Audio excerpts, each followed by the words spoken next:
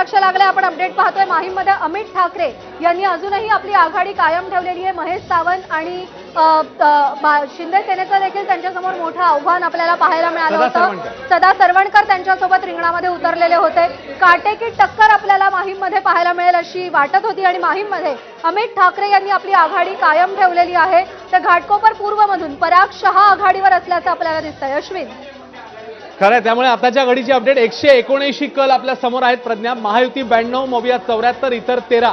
लोहामधून प्रतापराव चिखलीकर आघाडीवर। लोहाची अपडेट, बोरिवलीमध्ये संजय उपाध्याय आघाडीवर आहेत। बोरिवलीची देखील लढाई समोर आलेली होती। गोपाळ शेट्टींचं नाराजी नाट्य जे आहे ते समोर आलेलं होतं आणि तिकडे आता संजय उपाध्याय समोर येत आहेत।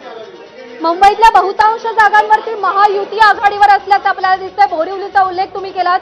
संजय उपाध्याय तिकडे आघाडीवर आहेत। गोपाळ शेट्टी इच्छुक होते, त्यांचं पुनर्वसन या विधानसभेमध्ये होईल अशी अपेक्षा होती, पण ते होऊ शकलं नाही आणि संजय उपाध्याय सध्या आघाडीवर आहेत आणि महायुतीकडे मुंबईचा कौल सध्या आपल्याला पाहायला मिळतोय। अश्विन, खरंय, मुंबईत महायुती, पण कळवणमध्ये तिकडे जेपी गावित आघाडीवर आहेत। मुंबईतली अपडेट जसा तू म्हणालीस, बहुतांश ठिकाणी ही महायुती पुढे आहे। कणकवलीमध्ये नितेश राणे आघाडीवर आहेत। बोरिवलीमध्ये संजय उपाध्याय आणि त्यासोबतच कळवणमध्ये जेपी गावित हे आघाडीवर आहेत। इतरांची संख्या 11।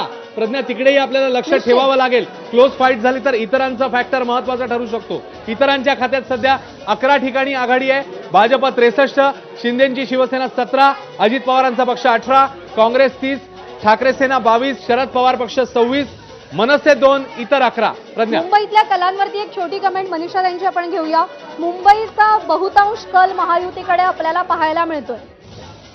निश्चितच आनंदाची गोष्ट आहे, कारण मुंबईमध्ये जे काम इन्फ्रास्ट्रक्चर बद्दल झालेलं आहे आणि एकंदरच माननीय एकनाथजी शिंदे मुख्यमंत्री यांनी ज्या आक्रमकपणे काम केलं आहे आणि स्वतःला कायम एक कार्यकर्ता म्हणून काम केले, ती छबी लोकांना खूप भावली आहे। आणि सगळ्यात म्हणजे इन्फ्रास्ट्रक्चरची जी कामं महाविकास आघाडीच्या कामात थांबली होती काळात, ती झपाट्याने पुढे जाऊन जवळजवळ पूर्णत्वाला नेलेली आहेत आणि त्यामुळे आपल्याला त्याचं पाहायला मिळतंय। बरोबर आहे, मुंबईमध्ये इन्फ्रास्ट्रक्चरचा मुद्दा, विकास कामं आणि इतर अनेक मुद्दे मुंबईमध्ये परिणामकारक ठरतायत असं म्हणू शकतो। भाजपनं 64 पर्यंत मजल मारली आहे। शिंदे सेना 17, अजित पवार 18, काँग्रेस 31, ठाकरे सेना 23, शरद पवार 26, मनसे 3 जागांवर, आपण तिथेही लक्ष द्यायला हवं, मनसे 3 जागांवर आघाडीवर आहे। मनसेसाठी ही निवडणूक अत्यंत महत्वाची आहे अश्विन, कारण का गेल्या 15-16 वर्षामध्ये विजयाचा गुलाल मनसेनं अनुभवलेला नाहीये। या निवडणुकीत कमबॅक करण्याची संधी मनसेला आहे। खरं, आणि सध्याच्या घडीला 198 पैकी 102 ठिकाणी महायुतीचे उमेदवार, त्यामुळे महायुतीने पोस्टल मतदानाच्या कलामध्ये आता शतक साजरं केलेलं बघायला मिळतं। महायुती 102, मविया 81, इतर 15, 198 कल आता समोर येत आहेत आघाडी पिछाडी याचे आणि पोस्टल मतमोजणीतले, त्याच्यामध्ये 102, 81, 15 अशी स्थिती आहे। भाजप 66 ठिकाणी आघाडीवर।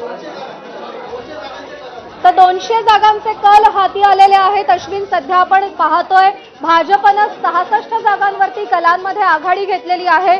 ईव्हीएम मशीन जसजशी उघडत जातील अर्थात तसतसं चित्र आपल्याला पाहायला मिळेल। तर 200 जागांचे कल हाती आलेले आहेत।